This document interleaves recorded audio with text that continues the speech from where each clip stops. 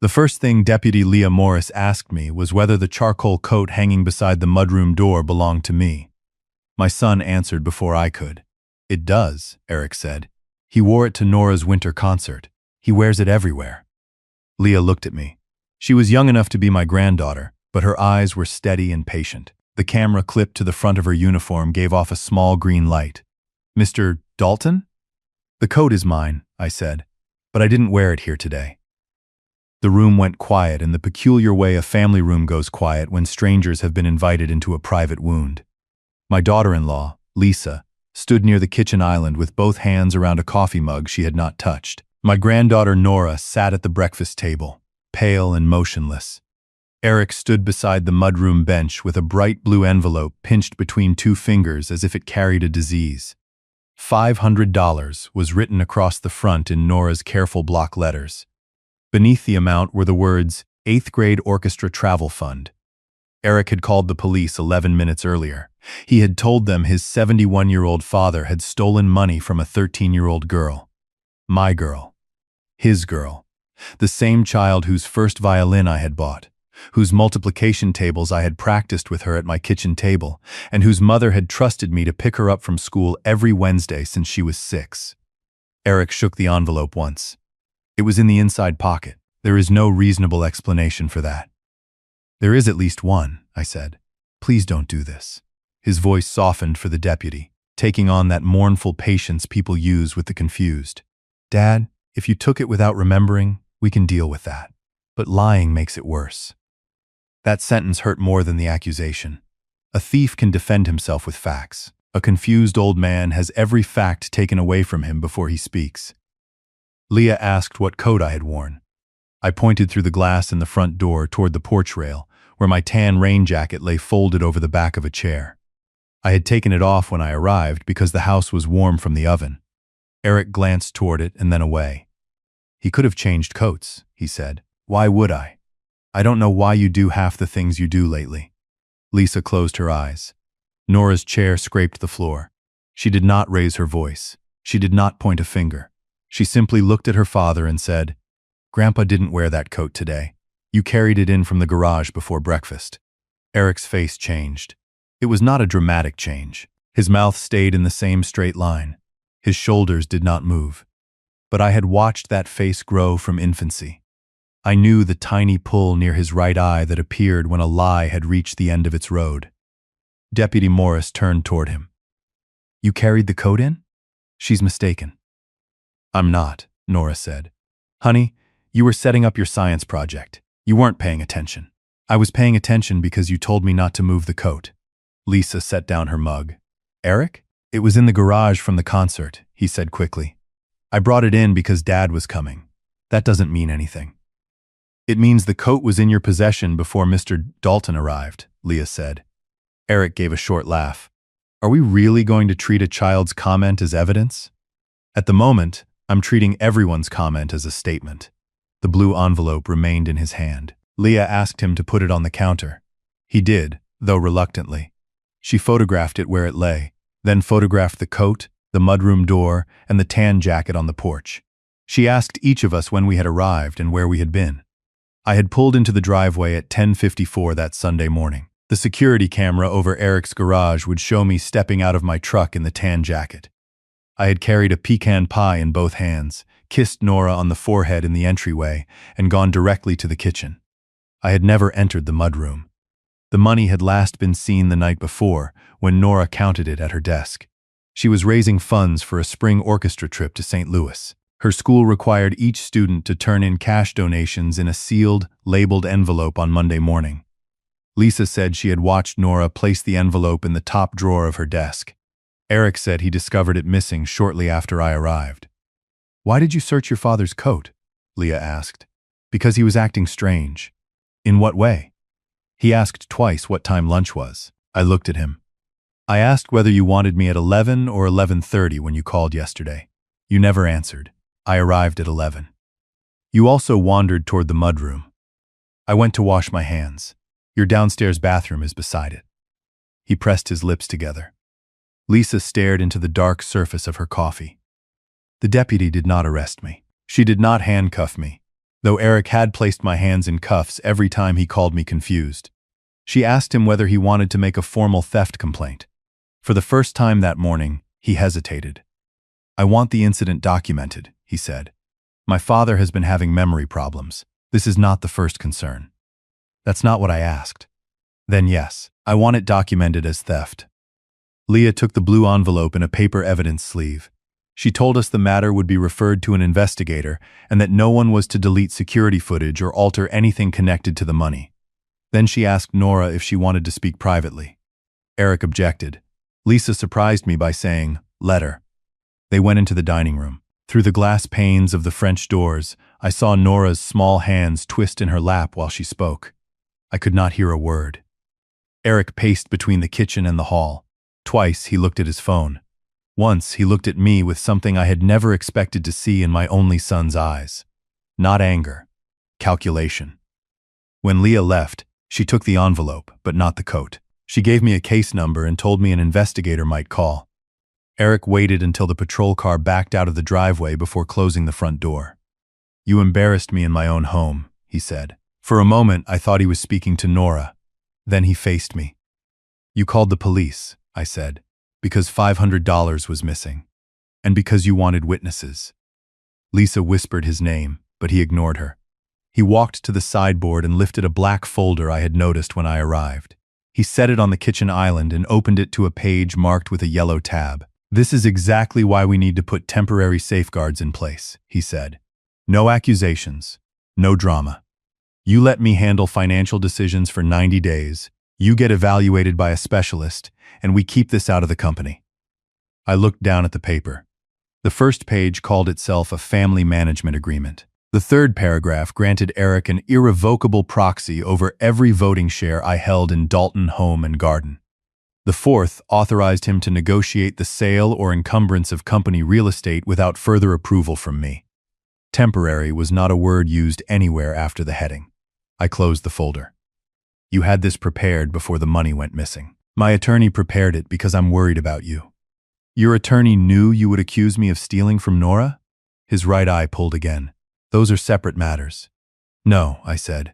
"They are the same matter. I just don't know how yet." I picked up my keys. Nora was standing near the dining room door. Her eyes were wet, but she held her chin the way my wife, Elaine, used to hold hers when fear and courage arrived together. "Grandpa," she said, "I believe you." Eric stepped between us. "That's enough." I wanted to argue. I wanted to take my granddaughter out of that house and put her somewhere. No adult would punish her for telling the truth. But she was 13. Her parents were standing there.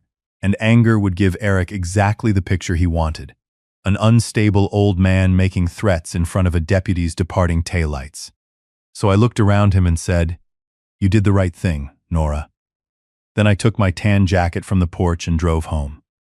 I had lived alone for 3 years by then. Elaine died on a Thursday in March, at 6:17 in the morning, with one hand in mine and the other resting on the quilt her mother made.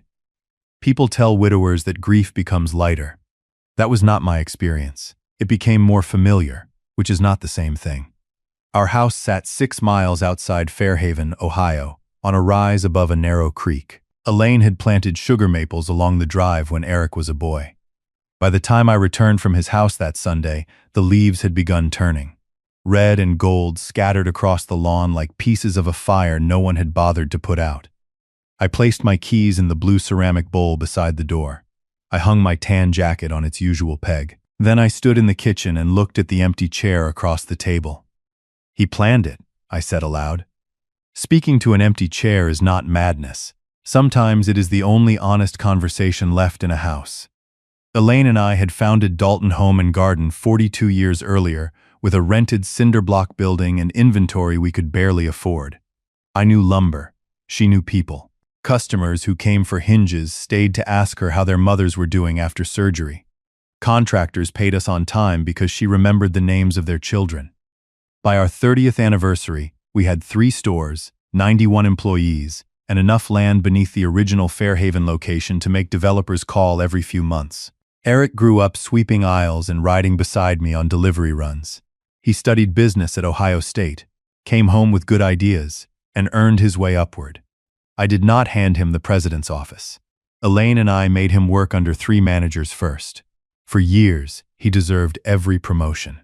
After Elaine died, I stepped back. I kept 52% of the voting shares and remained chairman, but Eric handled daily operations. He renovated the stores, added online ordering, and opened a design center in Ridgeport. I was proud of him. Then the numbers changed. At first, the changes were small enough to explain. Freight costs rose. A wet spring hurt sales. The Ridgeport Design Center required more inventory than planned. Eric always had a reason, and every reason sounded polished. 3 weeks before the accusation, I reviewed the quarterly packet and found payments to a consulting company called Northbridge Development Services. The first was for $42,000.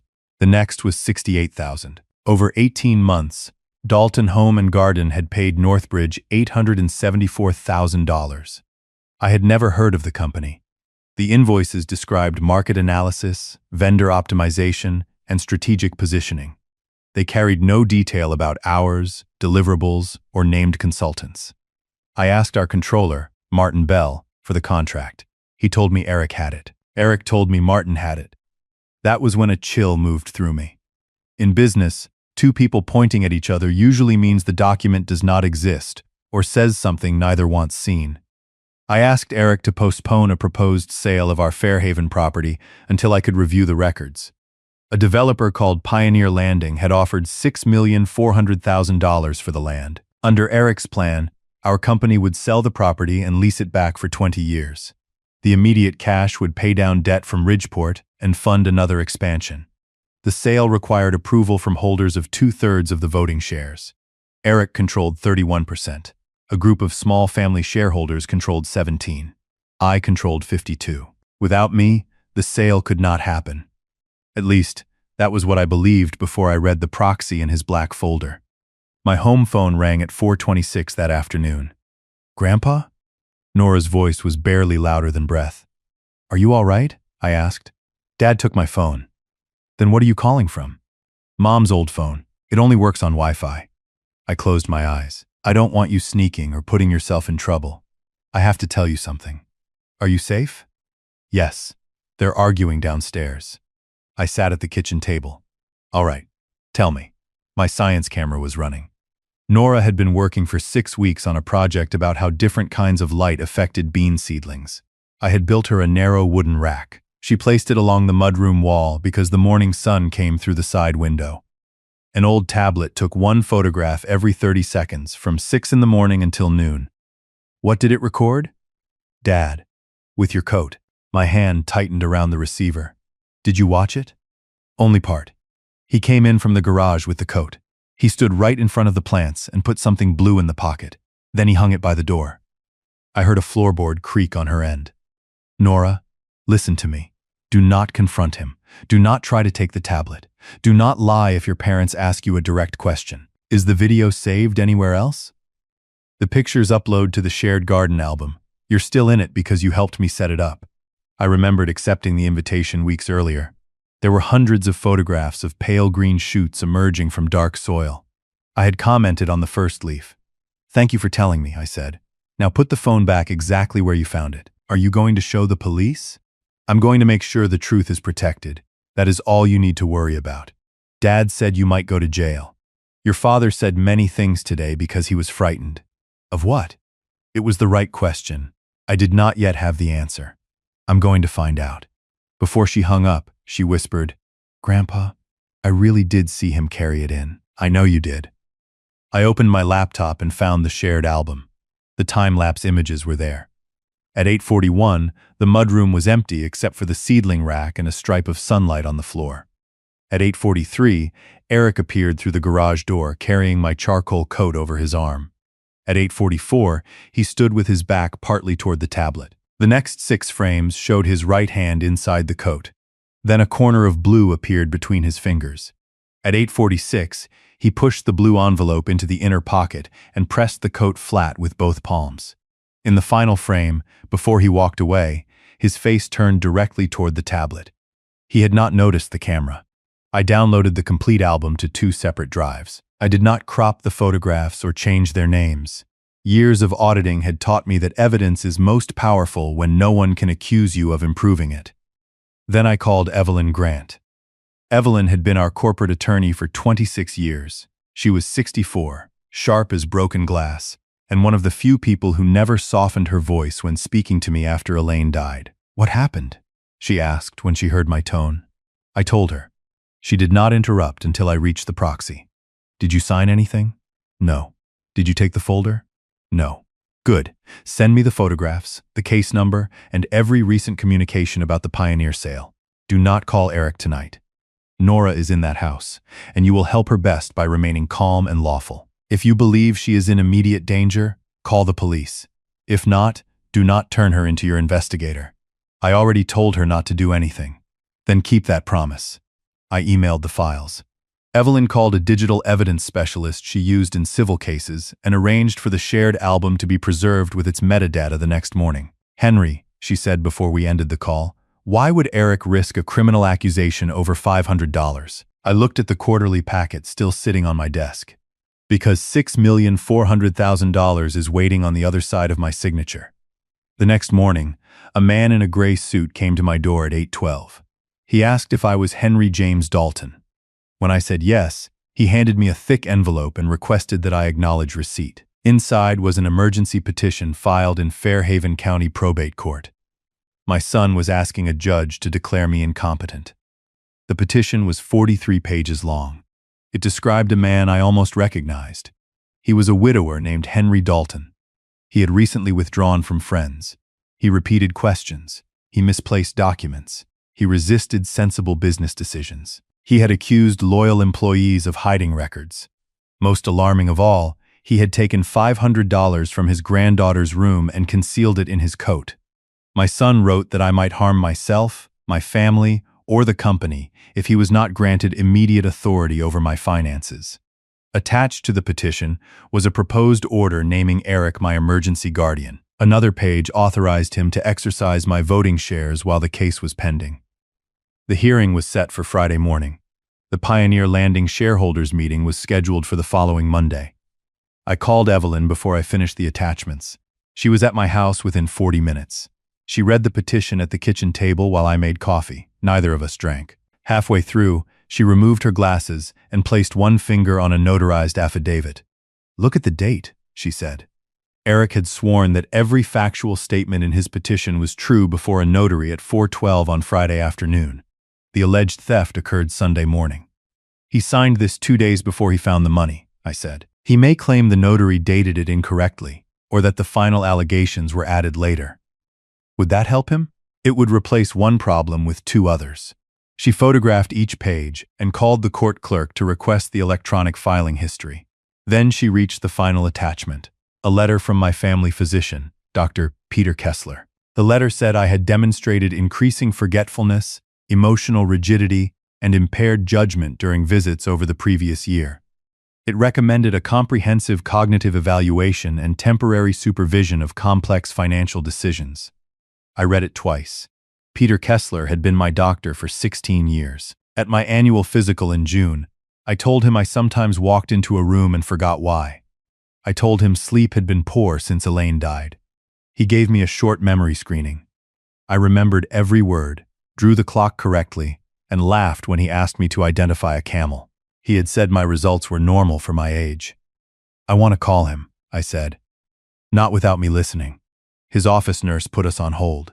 When Peter came to the phone, he sounded more tired than surprised. "Henry, I'm sorry this is happening. Did you write the letter attached to Eric's petition?" There was a pause. "I wrote a letter recommending a full evaluation because your son reported concerns. Did you say I needed supervision over financial decisions?" "No."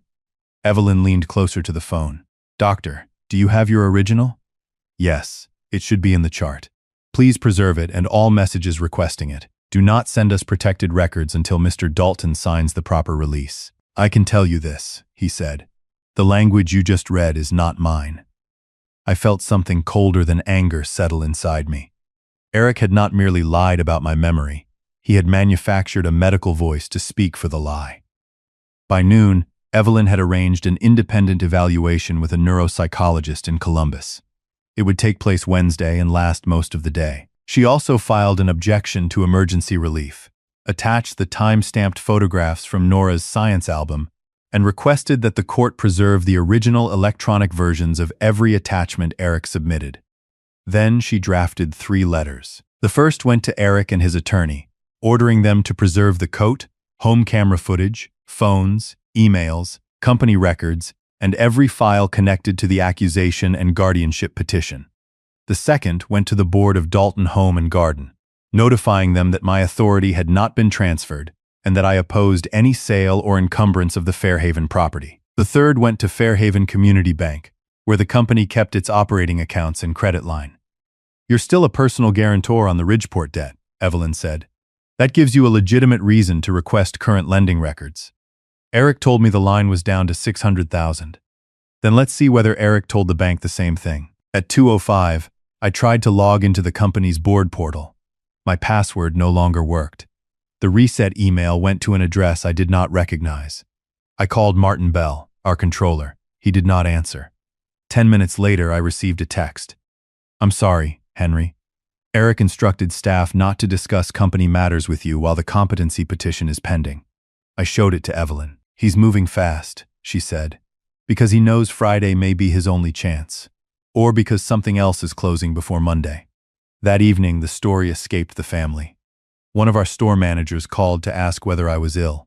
A supplier left a message saying he hoped the misunderstanding with my granddaughter would be resolved. At 7:30, my younger sister in Kentucky called in tears because Eric had told her I was confused and needed treatment. He had called relatives, board members, and senior employees before I had even been served. He never said directly that I had stolen money. He did not need to. He said there had been an incident involving Nora's fundraiser, and that the family was protecting my dignity.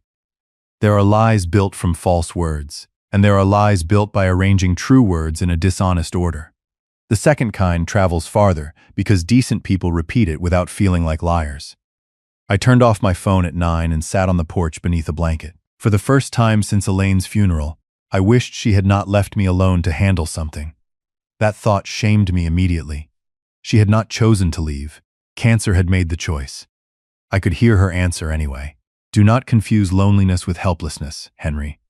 She had said that once when a contractor tried to pressure her after my father died. Elaine believed grief did not erase a person's judgment. It simply made dishonest people more willing to test it. The next morning, Deputy Morris called. She said an investigator named Carlos Vega had been assigned to the complaint. I told her my attorney had preserved images from the science camera and would provide them directly. Leah was quiet for a moment. "Nora told me about the camera," she said. "She didn't know whether it saved anything." "It did. Mr. Dalton, I'm glad you didn't ask her to retrieve the device. She is my granddaughter, not an evidence locker. That distinction matters." By Tuesday afternoon, the digital specialist had collected the shared album, its upload history, and the account records showing the images had been created by Nora's tablet on Sunday morning. Evelyn delivered a copy to Investigator Vega. The photographs did not show Eric entering Nora's bedroom or taking the cash, but they clearly showed him placing a blue object into my coat more than 2 hours before I arrived. Vega asked Eric to provide his garage camera footage. Eric said the camera had malfunctioned Saturday night. The manufacturer's service log showed the device went offline at 8:07 Sunday morning and came back online at 9:03. The science tablet kept taking pictures the entire time. Eric's attorney called the images inconclusive. He said Eric might have found the envelope somewhere else and placed it in my coat temporarily. Eric revised his statement to say he had intended to ask me about it when I arrived but became distracted. That explanation required everyone to forget that he had acted shocked while pulling the envelope from the same pocket 3 hours later. Investigator Vega did not announce conclusions. He collected facts, which is often more frightening to a liar than accusation. On Wednesday, Evelyn drove me to Columbus for the cognitive evaluation. The clinic occupied the 4th floor of a medical building that smelled of lemon cleaner and old magazines. A psychologist named Dr. Miriam Rowe asked me questions for nearly 5 hours. I repeated lists of words. I connected numbered dots. I copied geometric shapes. I named as many animals as I could in 1 minute. I sorted cards according to rules that changed without warning. She asked about Elaine, sleep, alcohol, medication, anger, and whether I had ever gotten lost while driving. Some tasks were easy. Others made me feel every one of my 71 years. During lunch, I sat in the parking lot with Evelyn and ate half a turkey sandwich. "What if I fail?" I asked. She did not offer false comfort. "Then we deal honestly with whatever the results show." Eric would still have planted the money, yes. A person can need help and still know he is being betrayed, yes. That mattered to me. I did not want to win by pretending age could never touch me. My hands were slower than they had been. Names sometimes hovered beyond reach. I kept a paper calendar because it served me better than my phone. None of that made me available for theft. Dr. Rowe called us back at 4. She said the full written report would take a day, but her preliminary results showed no dementia, no mild cognitive impairment, and no deficit affecting financial judgment. My processing speed was average for my age. My verbal reasoning was well above average. "You do show symptoms of prolonged grief and disrupted sleep," she said. "Those deserve care. They do not justify guardianship." On the drive home, I watched fields pass beneath a gray sky. I had not realized how tightly fear had been tied around my chest until it loosened. Evelyn kept both hands on the wheel. "You know what I dislike most about these cases?" she asked. "The families? The assumption that competence belongs only to the young. I have met 30-year-olds who should not choose a sandwich without supervision." I laughed for the first time since Sunday. When we reached Fairhaven, my daughter-in-law was waiting in a booth at Miller's Diner. Lisa had called Evelyn, not me. She wanted a witness to the conversation. She wore blue hospital scrubs beneath a long cardigan and looked as if she had not slept. A glass of iced tea sat untouched in front of her. "Eric thinks I'm working a double shift," she said. "Are you afraid of him?" I asked. "Not that he'll hit me." She looked toward the window. "I'm afraid of what happens when he decides a person is in his way." Evelyn slid into the booth beside me. "Tell us only what you know firsthand. Don't access his devices, take documents that aren't yours, or put Nora in the middle." Lisa nodded. "I brought my own bank statements and messages sent to me." She opened a cloth tote and removed a folder. For months, Eric had told her Dalton Home and Garden faced a temporary cash shortage caused by the Ridgeport expansion. He reduced his salary on paper and asked Lisa to cover household expenses from savings. In August, he withdrew $87,000 from the college account they had established for Nora. He said it was a short-term loan to the company. The transfer did not go to Dalton Home and Garden. It went to Northbridge Development Services. I asked him what Northbridge was, Lisa said. He told me it belonged to a turnaround expert who was protecting the company. He made me feel guilty for questioning him. "Did you authorize the withdrawal?" Evelyn asked. "The account required both signatures. That is mine on the form, but I didn't sign it." She pushed the statement across the table. I knew Lisa's signature. The copy looked close from a distance, but the final arose in a narrow loop she never made. "Why did you believe I was confused?" I asked. Her face reddened. "Eric said you left the stove on. He said you paid the electric bill 3 times. He showed me messages where you asked the same question over and over. Did you see any of those things yourself?" "No." "Then why did you let him call the police?" She met my eyes. "Because I saw the envelope come out of your coat, and because believing my husband felt less frightening than admitting he might do that to his own father." It was not an apology, but it was honest. "What changed?" I asked. Nora's sentence. I watched his face when she said he carried in the coat. Then he told her she had to say she was mistaken. He took her phone and said she had betrayed the family. My anger rose, but I kept my voice low. "Has he hurt her?" "No, but she is scared. I took her to my sister's house last night. Eric thinks she is there because we need space." "Good." Lisa pulled up a message on her phone. It was from Eric, sent Friday at 3:38 in the afternoon. "Sunday needs to go exactly as discussed. Keep Dad at the house until we have a record.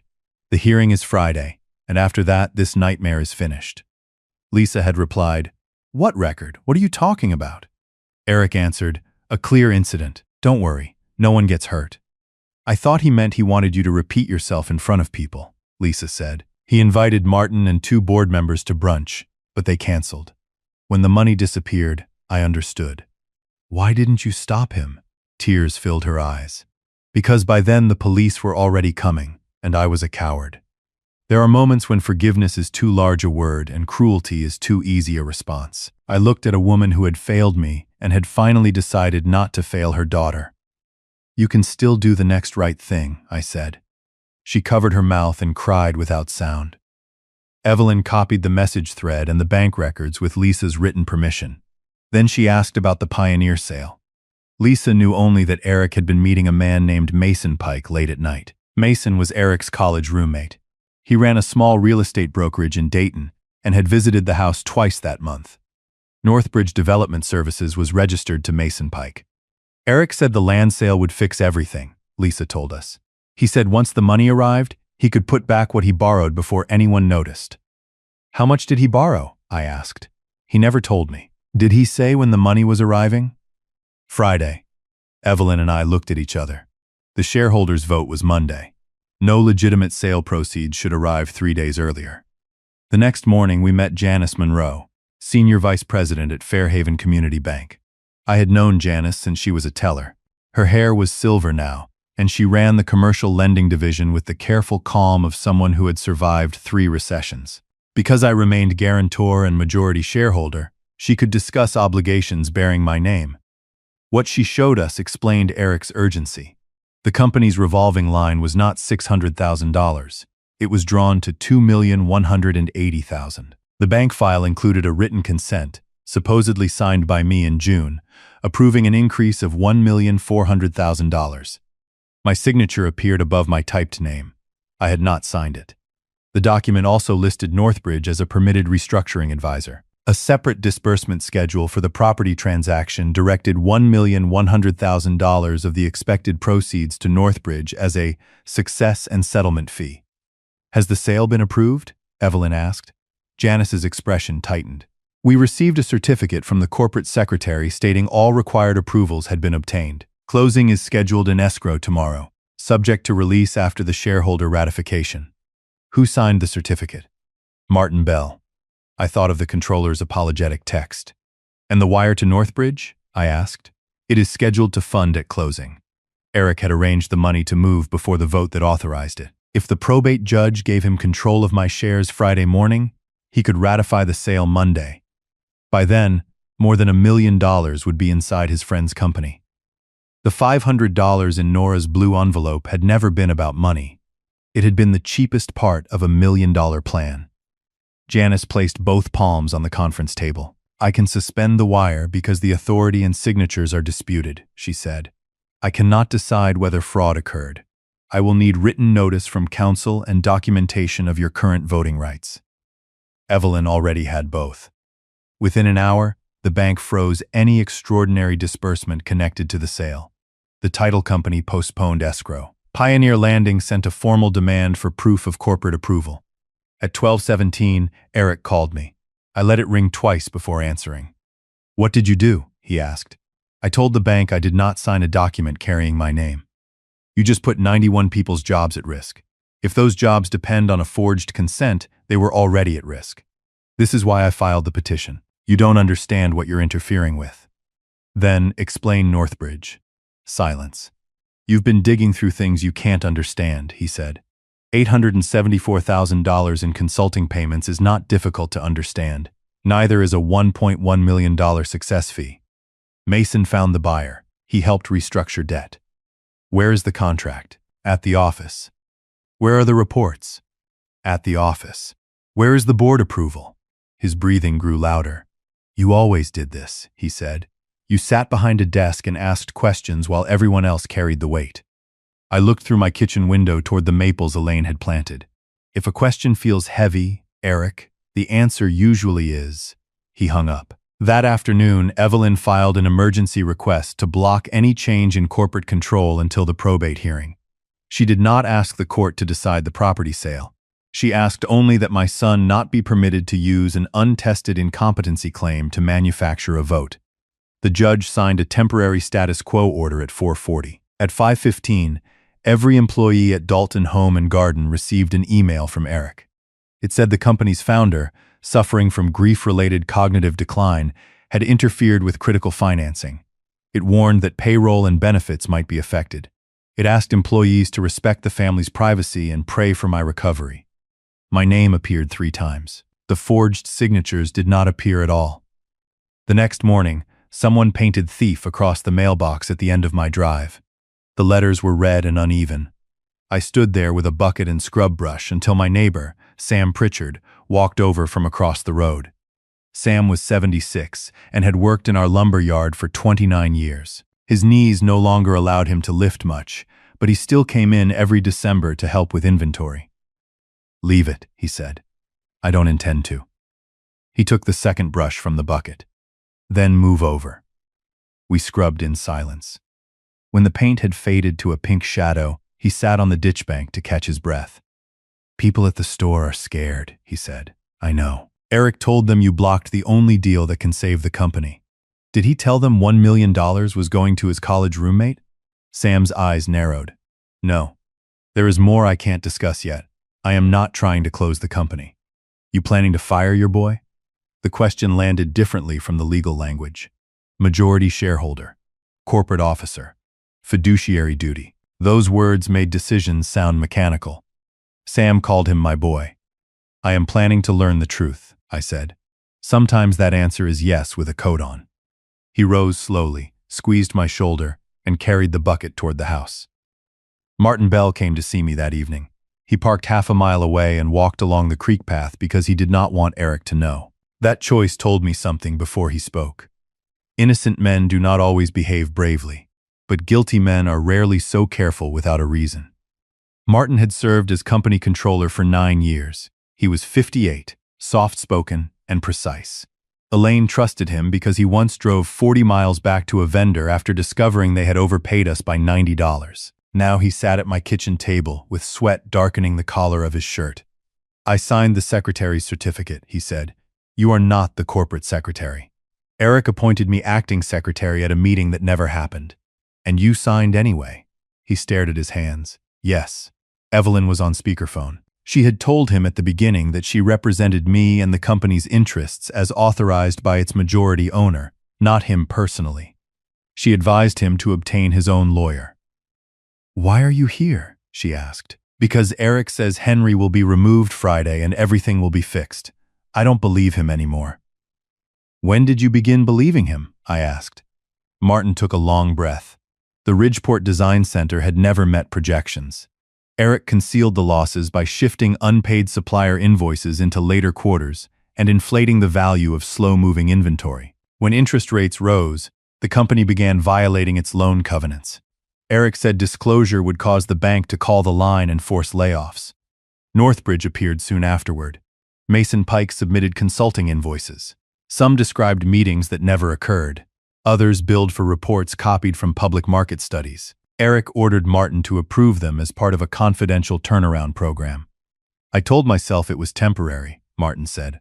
"I told myself the land sale would cover the line and correct the books." "You told yourself that while you signed my name?" His head lifted. "I didn't forge your signature." "Who did?" "Eric brought me the consent already signed, and you knew it wasn't mine." "I suspected." "You knew." He looked down again. Martin had brought no company documents. Evelyn had warned him not to remove records. Instead, he gave us a list of accounting folders, transaction dates, and server locations the independent auditor should preserve. He identified a monthly entry called Vendor Support Accrual that Eric used to conceal Northbridge payments until quarter end. "There is also a second set of cash forecasts," he said. "The board receives one. Eric keeps another in a private folder." "How bad is the real forecast?" I asked. "Without the land sale, we breach the line again in 6 weeks. Can the company survive? If Ridgeport is sold or closed, if the Northbridge payments stop, and if the bank gives us time, yes. But it will hurt." I thought of the employees who had received Eric's email. Cashiers saving for retirement, yard workers with children, managers who had built their lives around the belief that our family would not gamble with theirs. "Why did $1.1 million have to go to Northbridge?" I asked. Martin's face tightened. "I never saw a contract supporting that fee."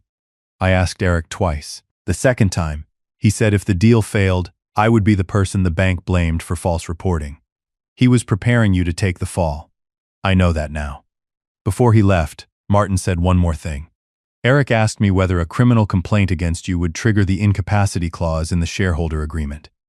What did you tell him? That a complaint is not a conviction and dishonesty is not incapacity.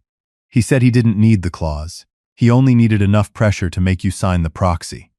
The guardianship petition had been insurance. Eric expected the accusation, the police, and public humiliation to frighten me into surrendering my vote at the kitchen island. When I refused, he moved to court. I slept poorly that night. At 1:30 in the morning, I walked into the room that had been Elaine's sewing room. Her machine still stood beneath the window. I had not moved the boxes of fabric stacked along the wall. On the highest shelf was a red tin containing spare buttons, old keys, and things she considered too useful to discard. I took it down and found a small brass name tag from our first store. Elaine Dalton, co-owner. Not wife of the owner, not bookkeeper, co-owner. When we first applied for a business loan, a banker directed every question to me, even though Elaine had built the projections. She waited until he finished, closed the folder, and said we would take our business to a bank that could recognize both owners of it. We did. I held the name tag and understood something I should have known earlier. Protecting the company did not mean protecting the person carrying my last name. It meant protecting the work, the people, and the promises that gave the name value. At 9:10 Thursday morning, Evelyn received the court's electronic filing records. The first version of Eric's petition had been uploaded Friday at 4:36, after he signed the notarized verification. It included a paragraph stating that I had recently taken cash belonging to a family member, but the family had avoided law enforcement to spare me embarrassment. On Sunday at 2:21, less than 3 hours after Deputy Morris left his house, Eric's attorney replaced that paragraph with the exact allegation involving Nora's $500 and attached the police incident number. The underlying claim had existed before the event. Only the details changed. Dr. Kessler sent his original letter with my authorization. It recommended evaluation because of concerns reported by Eric, but it also stated that my office screening was normal and that the doctor had made no finding of incapacity. The version filed in court removed both sentences and added the recommendation for temporary financial supervision. The clinic's document system showed the original had been emailed to Eric as a locked PDF. Someone had rebuilt it on different letterhead. By Thursday afternoon, the probate case was no longer a disagreement about an old man's memory. It was a record of manufactured evidence. Eric came to my house after dark. I saw his headlights move between the maples and called Evelyn before opening the door. She told me not to discuss evidence and to end the conversation if he became threatening. My porch camera was already operating. He wore no coat. The wind had risen and his white shirt pulled tight against his arms. "You need to undo the bank hold tonight," he said. "Good evening to you, too. If the sale doesn't fund, Pioneer walks. If Pioneer walks, the bank calls the line. You think you're saving the company, but you're killing it. Come inside and sit down. I don't want coffee." "Neither do I." He entered, but remained standing in the living room. His eyes moved across the photographs on the mantel. Elaine and me at the first store, Eric in his Little League uniform, Nora at age 5 holding a garden hose with both hands. "Call Janice," he said. "Not until an independent audit establishes where the money went." There is no time for an audit. There was time to plant an envelope. His face went still. "Nora's camera," I said. "It recorded you." For 3 seconds, he looked like the boy who used to stand in this room with a broken lamp behind him. Then the boy disappeared. "You involved my daughter in a corporate dispute. You used her money to stage a crime. It was my money. I replaced the fundraiser cash Saturday night because she had misplaced some receipts." "Then why report it stolen?" "I needed you to understand how vulnerable you are. You needed me frightened." He walked to the window. "Do you know what it is like to run that company with everyone comparing me to you? Every supplier says, 'Your dad would have done it this way.' Every employee tells a story about how Henry remembered a birthday or covered a hospital bill. You got to become a legend because Mom handled everything ugly. Your mother handled many things I should have carried with her." He turned, surprised by the admission. "But she never planted evidence," I continued. "She never forged a signature. She never took Nora's college money." His eyes sharpened. "Lisa talked to you. She showed me her own records. She has no idea what she's doing. That is what you say about every person who notices what you do." He paced once across the rug. I made aggressive decisions. Yes. Ridgeport went wrong. Northbridge bought us time. The land sale repairs all of it. After 1.1 million goes to Mason. That fee settles obligations. Whose obligations? He did not answer. How much of the company's money came back to you? I asked. None. The answer came too quickly. Then open the books. You'll misread them and create panic. The panic began when you decided the truth was more dangerous than fraud. His voice dropped. If you fight me tomorrow, Nora will remember you as the man who sent her father to prison. If you go to prison, it will be because of what you did, not because I named it. You would really do that to your own son? I stood. My knees hurt from the long evaluation the day before, but my voice was steady. You called the police and asked them to take your father over $500 you put in his coat. Do not stand in my wife's house and lecture me about blood. He looked toward the hallway leading to the room where he had slept as a child. For one moment, his anger broke. Beneath it, I saw exhaustion and fear. I can still fix this, he said. Then tell the truth tomorrow. You know I can't. No. You mean you won't. He left without another word. The probate courtroom on Friday morning was smaller than I expected. There were no marble columns or jury box, only dark wood, fluorescent lights, and rows of benches polished by generations of worried families. Eric sat with his attorney, Randall Shaw, at the opposite table. Lisa sat behind Evelyn and me. Nora was not there. Evelyn had insisted that the child should not be pulled into open court unless the judge believed her testimony essential. Deputy Morris's recorded interview and the authenticated photographs spoke for her. Judge Helen Ward entered at 9. She was in her late 50s and had the calm expression of a person who had heard many families explain why control was love. Randall began by describing urgency. He cited my grief, alleged memory lapses, financial interference, and the police complaint. He said the altered date on the affidavit was a clerical error, and the photographs showed only that Eric handled my coat, not that he planted stolen money. Then Evelyn stood. She did not call Eric cruel. She did not tell the judge what kind of father I had tried to be. Courts are not built to measure a lifetime in Sunday dinners and school concerts. She gave the judge records. Dr. Rowe's report found me fully capable of managing financial and personal decisions. Dr. Kessler's original letter contradicted the altered version. The court's own filing history showed an allegation of family cash theft drafted before Sunday. Nora's time-lapse images showed Eric placing a blue object in my coat before I arrived. The police records showed that he later claimed surprise upon finding it. Finally, Evelyn laid the disputed bank consent beside examples of my verified signature. Mr. Dalton is not asking this court to decide the corporate fraud issues today, she said. He asks only that his son not receive emergency power through evidence that appears to have been created for that purpose. Judge Ward looked at Eric. Mr. Dalton, did you place a blue envelope in your father's coat Sunday morning?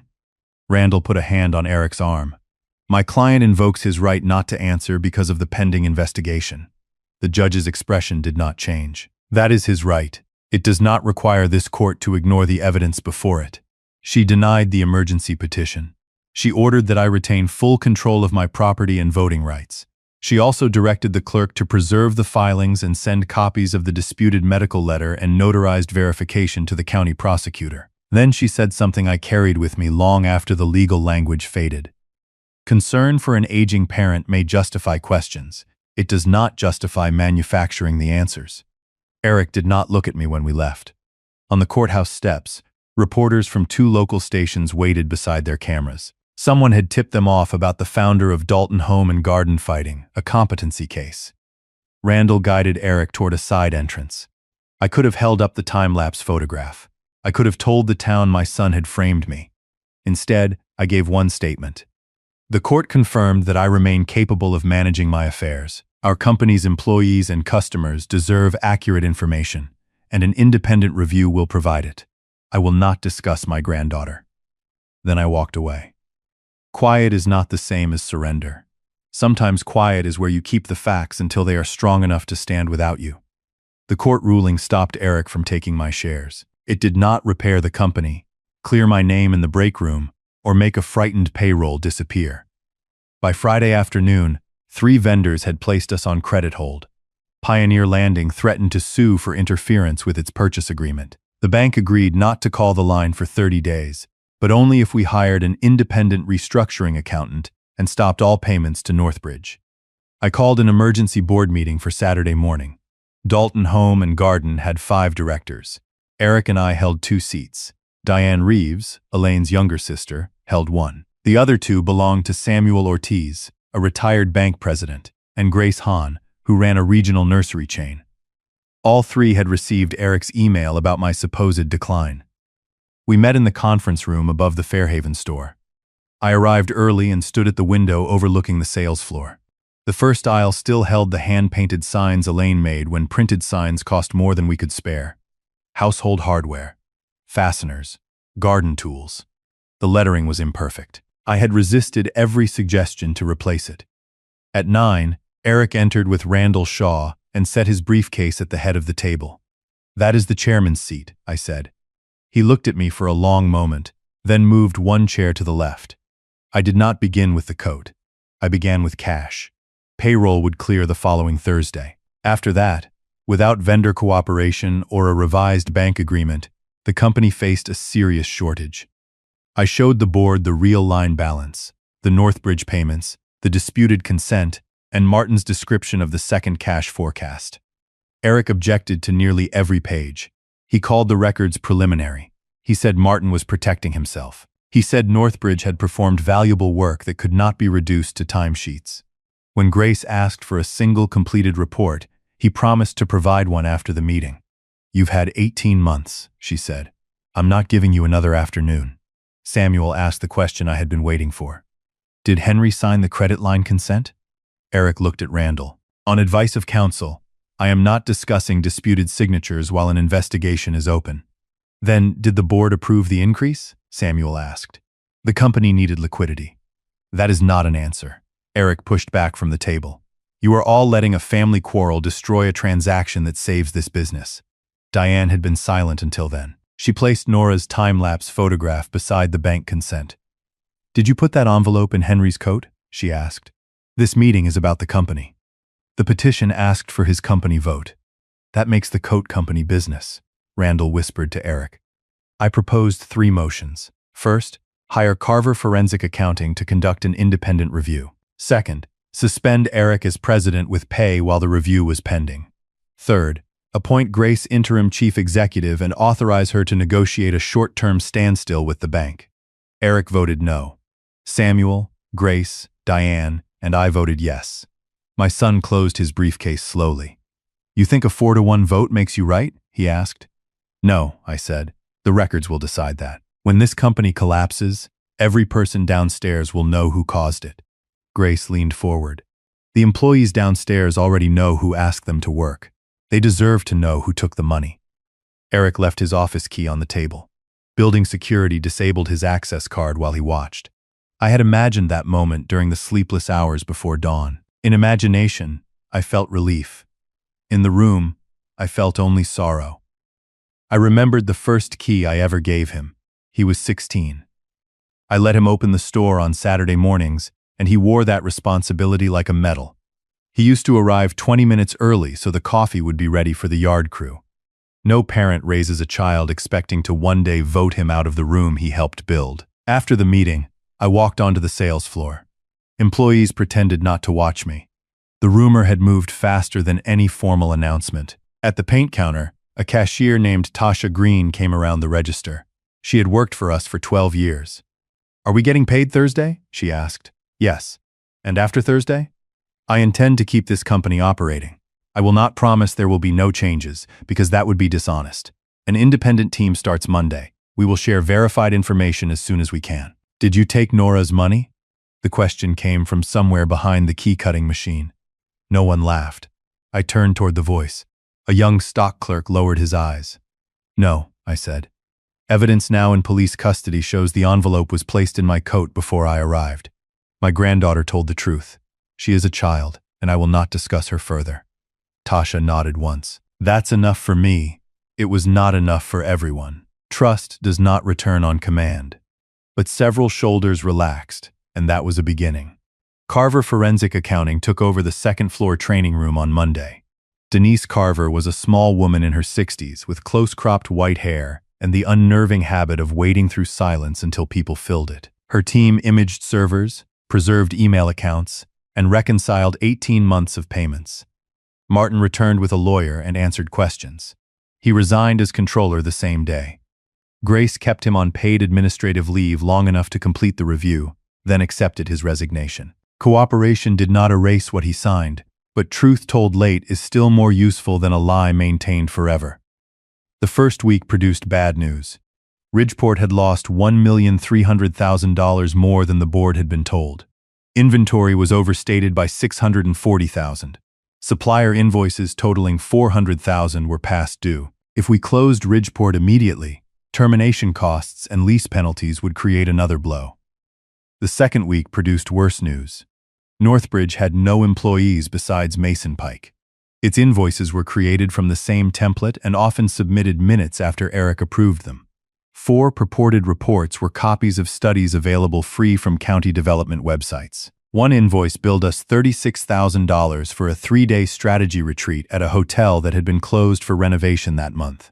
Denise found an unsigned version of the $1.1 million success agreement in Eric's private folder. Its metadata showed Eric created it, not Mason.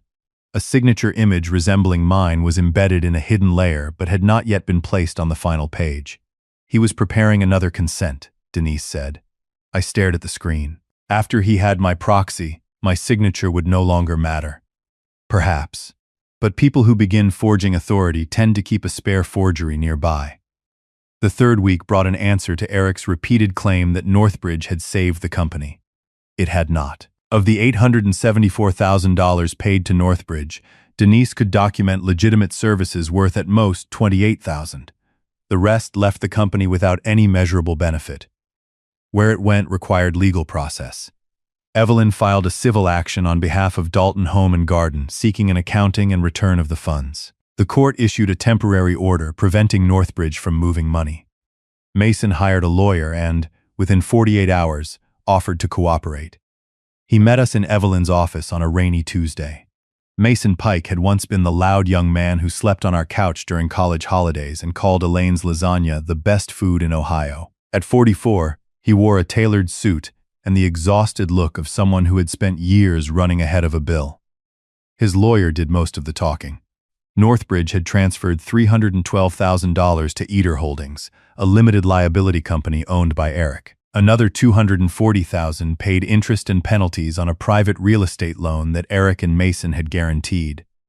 $180,000 went toward deposits on parcels next to the Fairhaven store. Eric and Mason had expected to assemble those parcels quietly, then sell the combined land to Pioneer Landing at a substantial profit. When 2 owners refused to sell, the side venture collapsed. The private lender demanded repayment. Eric began using company money disguised as consulting fees to keep the lender away from his personal assets. Why the $1 million success fee? I asked. Mason's lawyer answered. It would have repaid the remaining private obligation and restored funds Mr. Pike believed were due to him. Due for what? Mason spoke then. For taking the risk. I looked at him. You took money from 91 people's workplace and call that your risk? He rubbed his forehead. Eric said the property sale was inevitable. He said you were sentimental and he could get around you. Did he tell you how? Not at first. And later? Mason's eyes moved toward his lawyer. She gave a small nod. He said he was documenting cognitive problems, Mason replied. He said once he had control, he could approve everything and no one would question the fee. Did he mention $500? He said there would be a family incident strong enough for court. The room seemed to narrow. When did he say that? Evelyn asked. Thursday night, 3 days before the police call. Mason signed a sworn statement and provided Northbridge's bank records. In exchange, the company agreed only to consider his cooperation when resolving the civil claim. No one promised protection from criminal charges. That decision belonged to the prosecutor. By then, the county investigation had expanded beyond a false report. Investigator Vega and a financial crimes detective interviewed me, Lisa, Martin, Dr. Kessler, Janice, and Mason. They collected Eric's company laptop pursuant to a warrant. His attorney stopped returning public statements. Eric blamed me anyway. He sent one message to the family group chat before Lisa blocked him. Dad would rather hand the company to strangers than admit his own son made one mistake. Diane answered before anyone else. One mistake does not require 43 pages, a forged doctor's letter, and a child's coat rack. No one added another word. During those weeks, I saw Nora only twice. Lisa and she stayed with Lisa's sister in a neighboring county. Lisa filed for a legal separation and obtained a temporary custody order after Eric sent Nora messages demanding that she correct her police statement. He never threatened violence, but he told her that families who loved each other kept private matters private.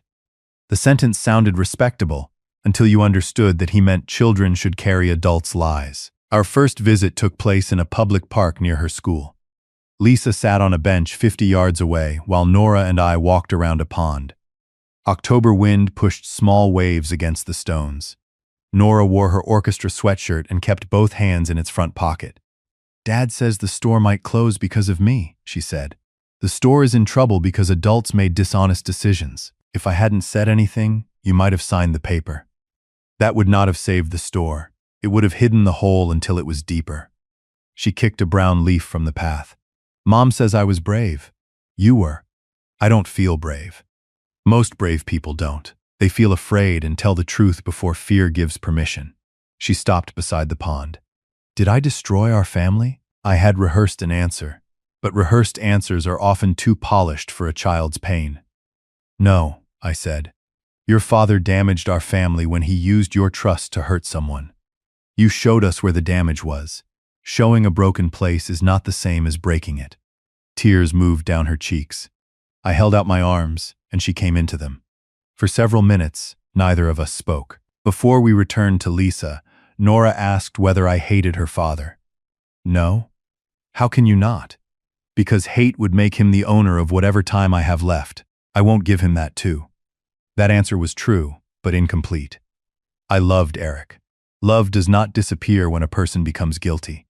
Sometimes it becomes heavier because it can no longer be used as a reason to rescue him from the truth. At the company, survival required choices that gave no one satisfaction. We negotiated with the landlord in Ridgeport to surrender half the design center space. A competing kitchen company bought display equipment and assumed part of the lease. 14 positions were eliminated, but we found openings at the other stores for 9 employees. 5 received severance funded by selling 2 company vehicles and canceling executive bonuses. Grace and I met every affected employee face to face. One man cursed me. One woman cried. A designer named Kayla thanked us for telling her directly, and then asked why the family had been paid bonuses while the store lost money. I had no answer that made the unfairness smaller. I returned every director's fee I had received that year. Diane and Samuel did the same. Grace declined additional compensation as interim president until the bank agreement was signed. The bank extended the line for 12 months after Denise corrected the statements, and we pledged proceeds from the Ridgeport downsizing. Vendors accepted payment plans. The company would survive if holiday sales were steady and no new losses appeared. We did not sell the Fairhaven property.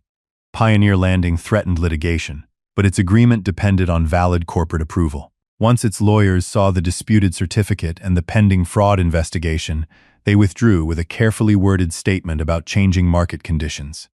On the morning the bank signed the standstill agreement, I drove to the cemetery. Elaine's stone was damp from overnight rain. I cleared leaves from its base and placed her brass co-owner tag on top. "We kept the store," I told her. "Not all of it. Not the way it was. But enough." A groundskeeper's mower moved in the distance. The world did not pause for my conversation. "I lost our boy somewhere," I said. That was the sentence I had avoided. I had asked where the money went, when the document changed, how the code arrived, and who approved the wire. Facts answered each question. They could not tell me when ambition became permission, or when Eric decided his father's dignity was acceptable collateral. Perhaps there was no single moment. Character can erode like riverbank, an inch at a time, until a tree that looked solid falls in one night. I left the brass tag on the stone for an hour, then put it back in my pocket. Elaine would have called littering an inadequate tribute. 2 days later, Investigator Vega asked me to come to the sheriff's office. The $500 had been released from evidence after photographs and fingerprints were taken. No usable prints besides family members were recovered. That no longer mattered. The time-lapse record and Eric's changing statements had established the sequence. Vega placed the blue envelope on the desk between us. Mrs. Dalton replaced the school money from her account, he said. This cash legally belongs to her and Nora unless the court later orders otherwise. What happens to Eric? The prosecutor will decide charges. I can tell you the investigation is active. I turned the envelope over. Nora had drawn a tiny violin beside her name. The seal had been cut open when police counted the bills, then closed with evidence tape. He chose this because it was exactly $500, I said. Why does that matter? Large enough to sound serious. Small enough that he thought no one would examine it closely. Vega nodded. People often make that mistake. I took the envelope to Lisa. She did not want the money. Give it to the orchestra, she said. That decision should be Nora's. Nora chose to establish a small emergency fund for students who could not afford instrument repairs. The school accepted it after confirming the money was no longer evidence. She asked that no family name appear on the fund. Someone who needs a violin string shouldn't have to know all this, she said. Elaine would have liked that answer. 5 weeks after the accusation, Denise presented her final report to the board and shareholders. We held the meeting after store hours in the old lumber warehouse because the training room was too small. Folding chairs filled the concrete floor. Family shareholders sat in the first rows. Department managers stood along the back wall. Eric had the right to attend as a shareholder and director unless removed by formal vote. He arrived with Randall and sat alone at the end of the front row. I had not seen him since court. He looked thinner. Gray showed at his temples where I had not noticed it before. For one dangerous second, pity made me remember only the child with the Saturday key. Then Denise put the first forged consent on the screen. Fax returned the whole man to the room. Denise spoke for 52 minutes. She did not use words like betrayal or greed. She showed dates, approvals, account numbers, and the movement of cash. She traced the first Northbridge invoice from Eric's email to Martin's approval queue. She displayed the 4 copied reports beside their public originals. She showed the line increase carrying my disputed signature and the secret cash forecast that predicted a covenant breach months before the board learned of it. Then she showed a diagram of where the Northbridge money went. $312,000 entered Eder Holdings. $240,000 serviced Eric and Mason's private real estate debt. $180,000 purchased options on land that never became part of the company. Additional payments covered legal fees, travel, and interest unrelated to Dalton Home and Garden. The company had received $28,000 in supportable services. It had paid $874,000. The proposed success fee would have increased the unsupported total to nearly $2 million. When Denise finished, Samuel asked whether the company could recover the money. Some, she said. Northbridge has approximately $140,000 currently frozen. Eder Holdings owns a condominium and a partial interest in 2 parcels. Recovery depends on court orders, lender priority, insurance coverage, and the criminal case. You should not budget for all of it. Grace asked whether any evidence showed I had approved the arrangement verbally. None, Denise said. Every board packet omitted Northbridge's related party character. Mr. Henry Dalton repeatedly requested the underlying contract. Those requests were redirected or unanswered. Randall rose and objected that the meeting was not a courtroom. You're right, Diane said. In a courtroom, your client would be under oath. Eric stood. He did not look defeated. He looked offended that the room had allowed numbers to speak longer than he had. I will not pretend every decision was perfect, he said. Ridgeport put us under pressure. Mason and I used an unconventional structure to assemble land that would increase the sale value. The strategy failed. That is business risk, not theft. Denise folded her hands. Business risk is disclosed to the people whose money is at risk. You were hired by my father. I was hired by a 4-to-1 vote of the board. Eric faced the shareholders. Ask yourselves why we are here. My father never wanted the land sold. He would rather preserve a hand-painted sign than accept what the market is offering. When I found a way forward, he searched for reasons to stop me. You found those reasons yourself, Grace said. He ignored her. This company needs modern leadership. It cannot survive as a memorial to my mother. The mention of Elaine changed the air. I rose from my chair. You are right about one thing, I said. A business cannot survive as a memorial. It must make money, adapt, and be honest about failure. Your mother understood that better than either of us." Eric laughed under his breath. "Here comes the sermon." "No, here comes my part." I looked at the managers along the wall and the relatives in the first rows. I stepped back too quickly after Elaine died. I wanted Eric to succeed, and I wanted relief from decisions that reminded me she was gone. When the reports grew thin and the explanations grew polished, I accepted them longer than a chairman should have. My grief did not make me incompetent. It did make me absent. The board should hold me responsible for that. No one moved. But my failure to look sooner did not authorize anyone to forge my name. It did not turn company money into private money, and it did not put $500 in my coat. Eric's face hardened. "You want to make this about Nora because it makes you look like the wounded grandfather." I did not bring her image into this room. I did not show her interview. I will say only what the police evidence establishes. The envelope was placed in my coat before I arrived, and the person who reported finding it had placed it there. "You turned my daughter against me." Lisa stood from a chair near the aisle. "No," she said. "You told her to deny what she saw. She chose not to." Eric looked at his wife as if he had forgotten she might have a voice in public. "You have no idea what Dad is capable of," he said. Lisa's hands trembled, but she did not sit. "I know what you were capable of Sunday morning." Randall touched Eric's sleeve and urged him quietly to stop. Eric pulled away. "All of you took from me," he said. "Dad took the company. Mom took the credit for making it kind. Lisa took Nora. Martin took the records. And now you sit here acting as if I woke up one morning and decided to become a criminal." I heard pain in his words. Pain is real even when the story built around it is false.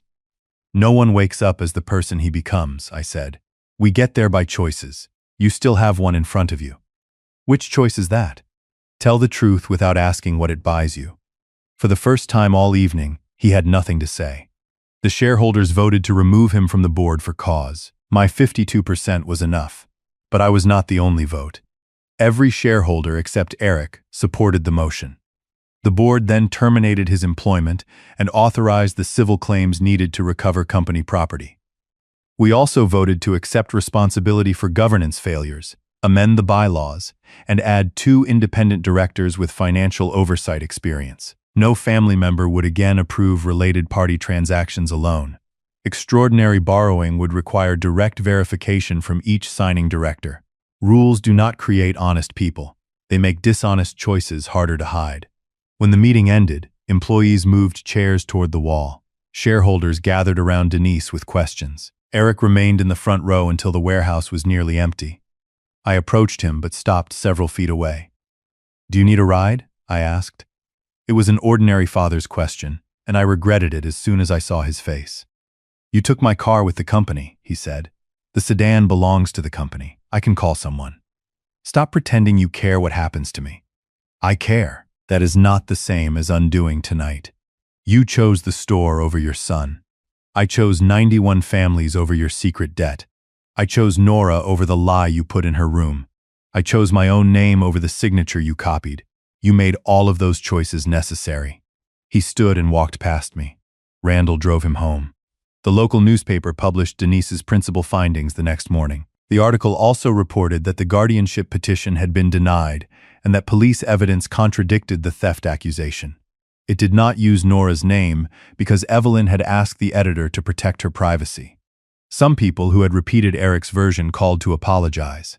Others simply began speaking to me again as if the red word had never been painted on my mailbox. I learned not to demand regret from everyone. A person can spend the rest of his life knocking on doors where gossip entered and never recover the hours. I accepted sincere apologies. I ignored the silence of those who offered none. Sam Pritchard came by with a new mailbox. "The old one still works," I told him. "It leans." It leaned before the paint. Then we should have fixed it before. We installed the new one on a cold Saturday morning. He set the post straight while I mixed concrete. Neither of us said what the task represented. Men our age are sometimes more comfortable repairing a thing than naming why it matters. One question still troubled me. The $500 was planned. The medical letter was altered. But what about the smaller stories Eric had told Lisa and the court? The stove left burning. The electric bill paid 3 times. The repeated messages. Had he invented them? Or had ordinary mistakes given him material? I needed to know for a reason deeper than court. After someone attacks your memory, every forgotten name becomes an accusation. I would stand in the pantry, unable to remember whether I needed salt or coffee, and hear Eric's voice saying, "You don't remember."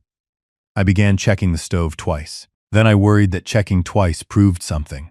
Dr. Rowe warned me this could happen. Being accused of impairment makes people monitor normal lapses until normal feels pathological, she said during a follow-up call. Use systems that support you, but do not turn your life into a test you must pass every hour.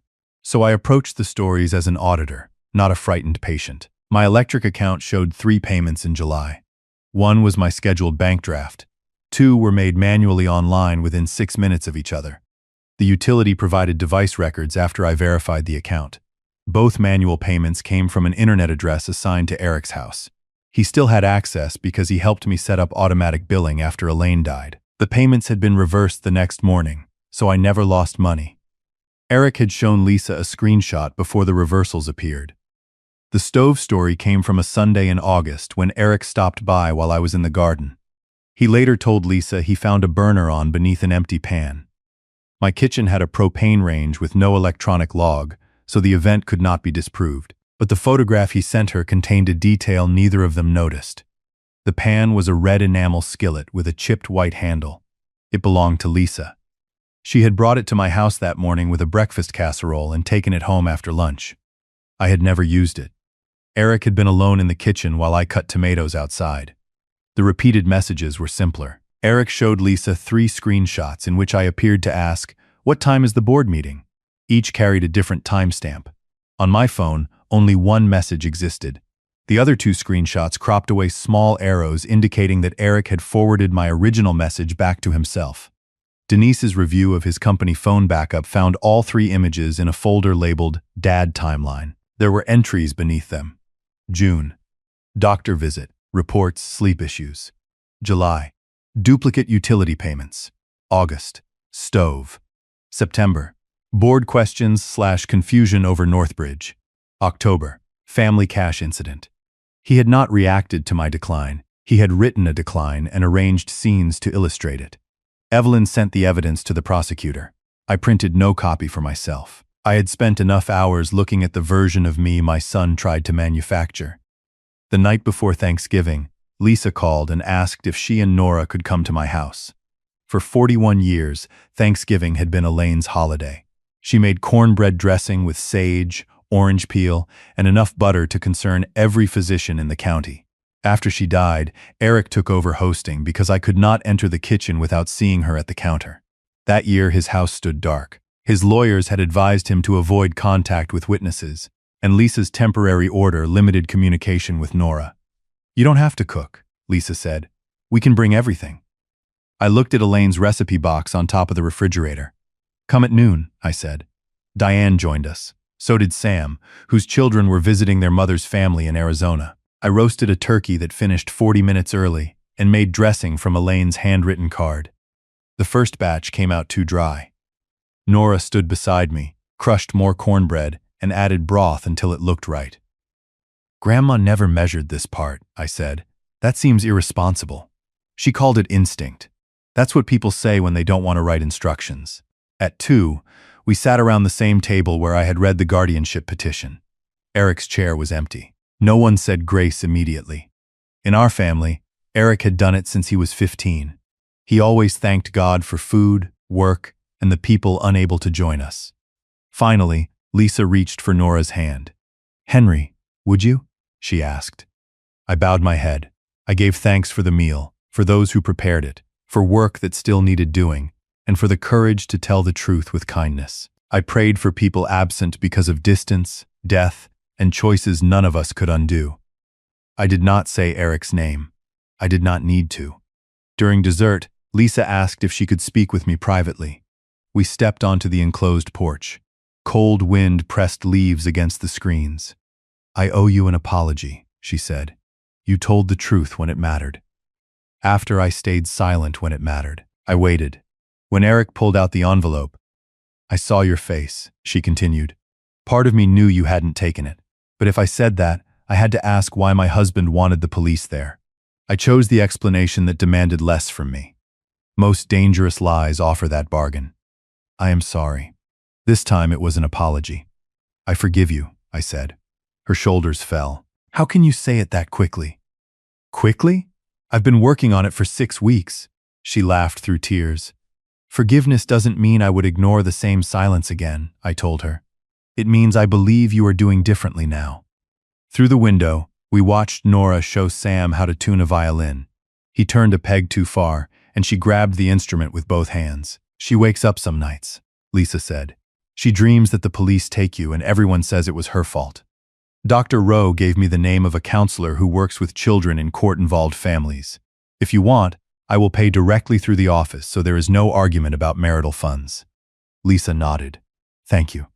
I did not offer to repair every part of their new life. Help becomes control when it leaves the other person no room to choose.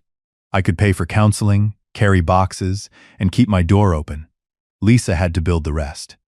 Before they left, Nora placed a container of dressing in my refrigerator and wrote Thursday on the lid. So you don't forget, she said, then froze as if the words might hurt me. I smiled. That is what labels are for. She studied my face, saw that I meant it, and smiled back. Memory aids were not evidence against my dignity. That was another thing Eric's lie had tried to steal. I reclaimed it with a piece of tape and my granddaughter's handwriting. The criminal charges came in December. The prosecutor presented evidence to a grand jury. Eric was indicted on charges involving aggravated theft, forgery, tampering with records, falsification, and making a false police report. Mason faced theft and conspiracy charges. Martin was charged with falsifying corporate records, though the prosecutor noted his cooperation. Eric surrendered through his attorney. There were no sirens and no handcuffs on his front lawn. He walked through a side door of the county jail at 7 in the morning, was processed, and appeared before a judge by video that afternoon. He posted bond secured by his remaining interest in the condominium held through Eder. The television station used a photograph of him cutting the ribbon at the Ridgeport Design Center. Behind him, barely visible, I was clapping. I turned off the screen. Lisa asked whether I would help pay his defense fees. I said no. The company's insurance covered counsel for actions taken in good faith as an officer, not an alleged scheme for personal benefit. My personal money would not be used to attack the witnesses who told the truth. He says a public defender will make him plead guilty, she said. Eric owns assets. He can sell them. He says those are for Nora. He already used Nora's future once. He does not get to use it again. Lisa nodded. By then she understood that a boundary can sound harsh and still be the first safe thing in a room. She and Nora rented a small house near the middle school after the court granted temporary support. I helped carry boxes but did not pay the deposit until Lisa and her attorney confirmed it would not complicate the marital accounts. Evelyn had trained all of us to respect paperwork.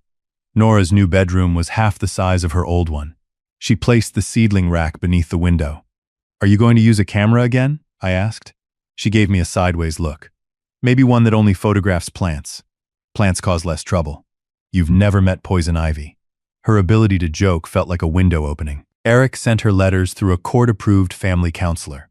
In the first, he said he was sorry that business problems had frightened her. He did not admit planting the money. He wrote that adults sometimes made complicated choices children could not understand.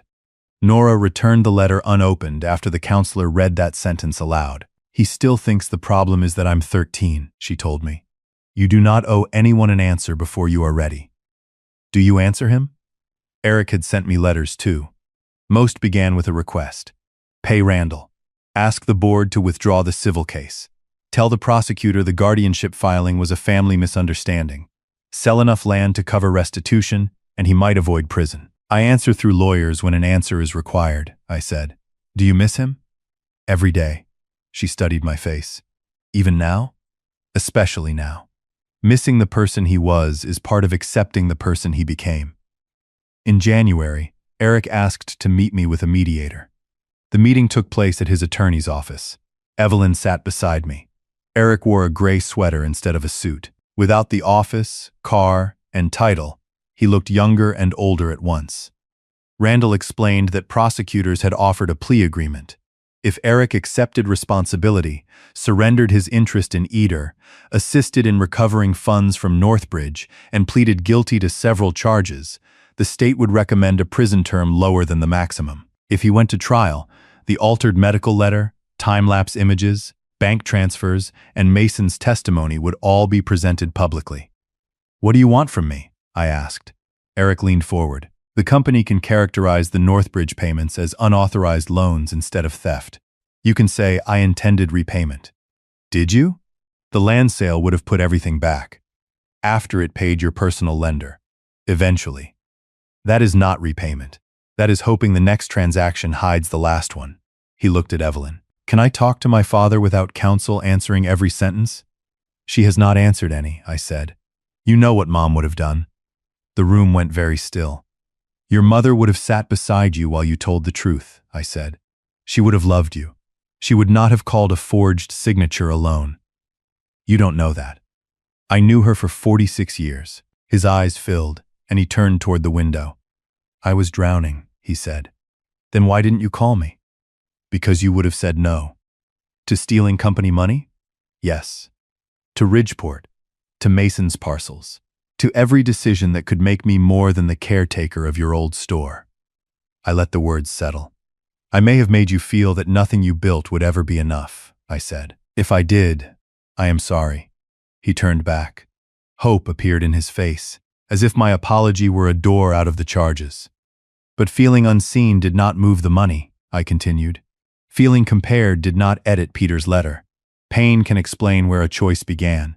It cannot make the choice belong to someone else." His hope vanished. "Then why come?" "Because you asked me.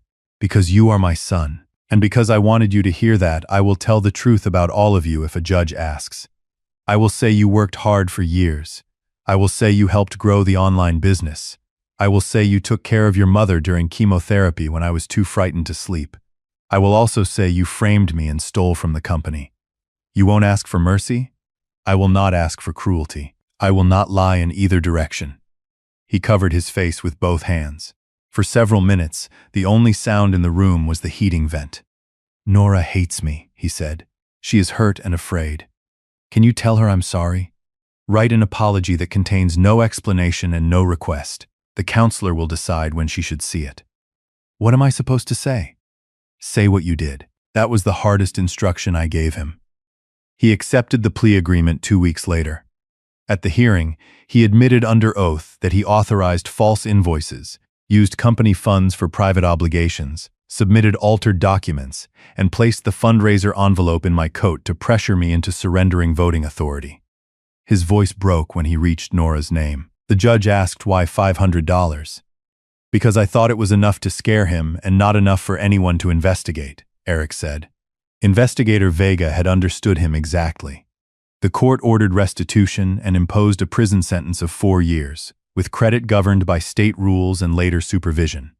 Mason received a shorter sentence after returning assets and cooperating. Martin received probation, community service, and a professional ban from serving as a corporate officer during the supervision period. I did not celebrate any of it. Consequences are necessary, but they are not confetti. When Eric was led from the courtroom, he looked back once. I raised my hand. Not a wave. Not forgiveness performed for the people watching. Just a sign that I saw him. He gave a small nod.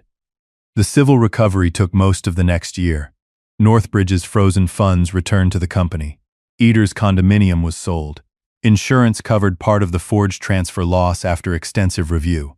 We recovered a little over $600,000 in total. It was not everything. Honest repairs rarely restore the exact shape that existed before damage. The business improved slowly. Grace accepted the permanent presidency after the board conducted an external search and found she was still the strongest candidate. She closed the remaining Ridgeport showroom, moved its design operation into unused space at Fairhaven, and rebuilt supplier credit one conversation at a time. I stepped down as chairman on my 72nd birthday. I kept one board seat for a year and placed 15% of my non-voting ownership into an employee benefit trust. The plan did not make every employee wealthy. It gave them a share of annual profits and a voice in major changes. After what had happened, voice mattered to me. We restored Elaine's hand-painted aisle signs. We also installed a modern inventory system, proving memory and change could live in the same building. The winter concert arrived on a Tuesday in February. The sheriff's office had returned my charcoal coat months earlier, but I left it in a garment bag at the back of my closet. Every time I saw it, I remembered Eric's hand inside the pocket and the blue envelope on the counter. That afternoon, I took the coat out. It was an ordinary wool coat Elaine bought during a January sale 12 years before. One brass button was loose. I carried it into her sewing room, found matching thread in the red tin, and repaired the button the way she had shown me. Then I put it on. The coat did not belong to the lie. It belonged to me. Nora's orchestra performed in the same auditorium where I had left the coat after the concert the previous year. Lisa had saved me a seat on the aisle. When Nora walked onto the stage with her violin, she spotted us in the third row. Her eyes dropped to the charcoal collar. For a moment she looked startled. Then she smiled. The orchestra played a simple arrangement of Dvorak. The first notes were unsteady. By the middle, the violins found one another and the sound grew full enough to lift into the high ceiling. I thought about families and music. Both require people to listen while carrying separate parts. One person cannot force harmony by playing louder. And when someone loses the rhythm, love does not mean pretending the wrong note was right. It means leaving open the possibility that, with work and honesty, the person may one day return to the piece. After the concert, Nora came down the aisle and touched my sleeve. "You wore it," she said. "I did. Does it feel weird?" "A little." She considered that. "You could buy a new one." "I could? But you don't want Dad to take this too." I looked at her. Children sometimes reach the truth by a road adults spend months avoiding. "That's part of it." She slipped her arm through mine. Lisa joined us, and we walked toward the lobby where parents held flowers and students posed for pictures. Outside, snow had begun falling in soft, dry flakes. It gathered on the shoulders of my coat without melting. Eric wrote Nora a second apology from prison that spring. This one began, "I put your money in Grandpa's coat, and then I asked you to doubt what you saw. You told the truth. I punished you for it. That was wrong. There was no but. There was no request for a visit." Nora read it twice. She did not answer immediately. A month later, she sent him a photograph of the orchestra repair fund's first receipt. It had paid to replace a cracked cello bridge for a student whose mother could not afford it. On the back, Nora wrote one sentence. "I'm not ready to see you, but I hope you keep telling the truth." I drove her to the post office. She placed the envelope in the slot herself. "Do you think he'll change?" she asked as we returned to the truck. "I don't know. You always say people can change. Can is not the same as will. Do you hope he does?" I opened the passenger door for her. Every day. That summer, the store held a customer appreciation picnic on the Fairhaven property. Children painted flower pots beneath a striped tent. Retired employees sat in the shade and corrected one another's stories. Grace announced that the company had posted its first clean, profitable quarter in 2 years. No one gave a speech about my name being cleared. I was grateful for that. Public vindication is loud in stories. In life, dignity often returns through ordinary things. A cashier asks whether you want your usual coffee. A neighbor waves from his tractor. A granddaughter leaves her violin on your kitchen table because she trusts it will be there when she comes back. Near sunset, I walked behind the warehouse to the patch of ground where the original store had stood. The cinder block building was gone, but one section of its foundation remained beneath the grass. Nora found me there, carrying 2 cups of lemonade. "Mom says you disappeared," she said. "I walked 50 yards. At your age, that counts." I gave her the look she expected, and she laughed. We sat on the low concrete edge. Across the parking lot, the current store glowed in the evening light. Employees were taking down tables. Tasha chased a paper plate rolling in the wind. "Dad says he may get into a work program," Nora said. "That could be good. He wrote that he's learning bookkeeping. That may be the prison's idea of humor." She laughed again, then grew serious. "Grandpa, if I hadn't seen the coat, what would have happened?" I had asked myself the same question many nights. Perhaps I would still have refused the proxy. Perhaps Evelyn would have found the notarized date. Perhaps the bank signature would have stopped the sale. Or perhaps shame, doubt, and a son's practiced concern would have pushed me into signing away the authority I had spent a lifetime building. "I don't know," I said. "Your sentence gave the truth somewhere to begin." It was just one sentence. That is often how truth enters a room.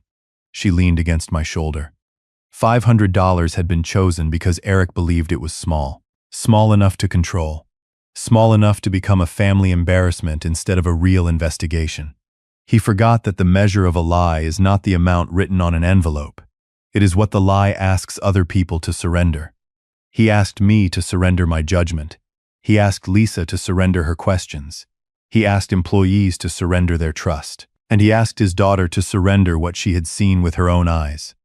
She was the youngest person in the room, and the only one he believed he could silence. He was wrong. The sun lowered behind the maple trees at the edge of the property. Their leaves would turn again in a few months. I thought of Elaine planting the first row beside our house and insisting we space them far enough apart. "They look too small," I had told her then. "You're looking at them as they are," she said. "I'm leaving room for what they become." I had spent much of my life believing love meant leaving room for people. I still believed it. But room is not the absence of boundaries. Trees need space, and they also need roots. A family needs mercy, and it also needs truth strong enough to stand in. Nora finished her lemonade and set the cup beside her. "Ready to go?" she asked. "In a minute." We sat until the parking lot lights came on. Then I stood, feeling the honest complaint of my knees, and walked back with my granddaughter toward the people waiting for us.